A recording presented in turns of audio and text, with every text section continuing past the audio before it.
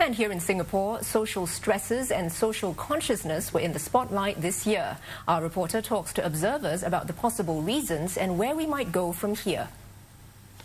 It may just be a skit, but the complaints are real, with residents voicing their resistance against a new elder care centre in Woodlands in January.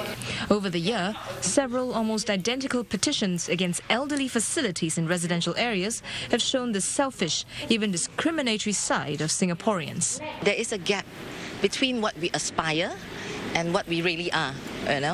We aspire to be a compassionate, considerate society, but at the same time, when it comes to difficult decisions as to whether I should locate that elderly centre right in my block or near my block or near where I live, that is another story altogether. Sociologists say it's a bad reaction to many factors, including stress. Singapore is the second densest population as a country in the world. So people are worried about their space, and they're also trying to get used to having more older people in their environment. Anti-foreigner sentiments also took a more strident tone on the internet in the wake of a horrific car crash where a Chinese national slammed his Ferrari into a taxi, killing himself and two others. Online forums and websites were swamped with posts attacking the Chinese driver, and other foreigners living and working in Singapore were blamed for adding to the competition for jobs and space. The danger is that younger Singaporeans become more ageist and more xenophobic. And I think this is something which society has to find ways to avoid, which means that the Singaporean dream has to be kept alive. There must be this sense that if I work hard in my society, meritocracy still works so that I can get a better life than my parents.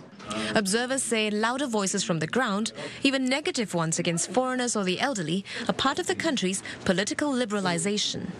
But there's hope ageism will dissipate as the face and perceptions of older Singaporeans change over time.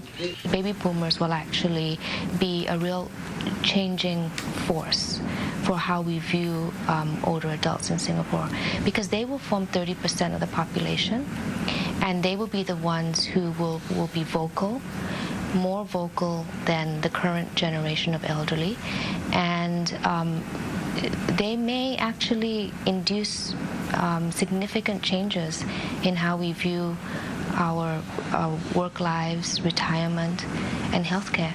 A more vocal electorate means a tougher job for policymakers, but there's a silver lining. We have a political system that takes into account supporters and critics, and this is a good thing because it means we have a system where people don't just up and leave. The hope is more Singaporeans will stay and make change. The age is about